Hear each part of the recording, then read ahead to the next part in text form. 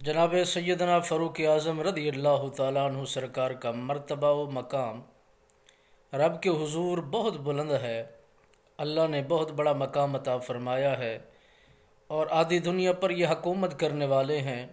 اور ان کا نام سن کر غیر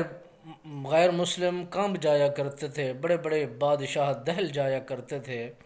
ان کے نام کے اندر بہت بڑا دبدبہ تھا، لوگ خوف زدہ ہو جایا کرتے تھے، لوگ پریشان ہو جایا کرتے تھے۔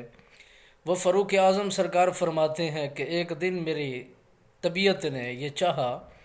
کہ میں آج مچھلی کی غذا اپنے حلق کے اندر اتاروں، اپنی منشا کے مطابق اپنا رزق کو کھاؤں،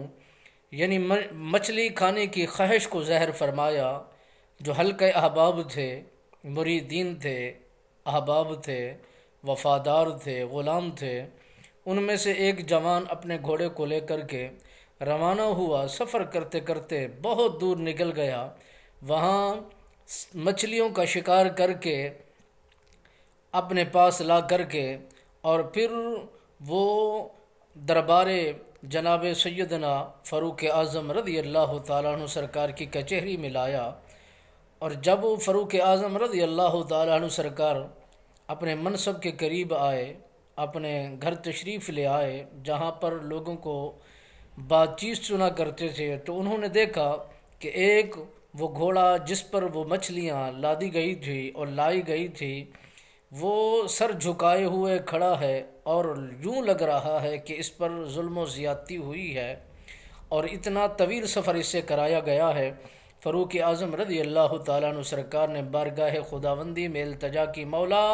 مہربانی فرمانا، مجھے معاف فرما دینا،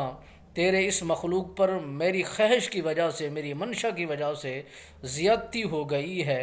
تو یعنی اتنا بڑے حکمران اور حاکم کی کیفیت یہ ہے کہ زمانے میں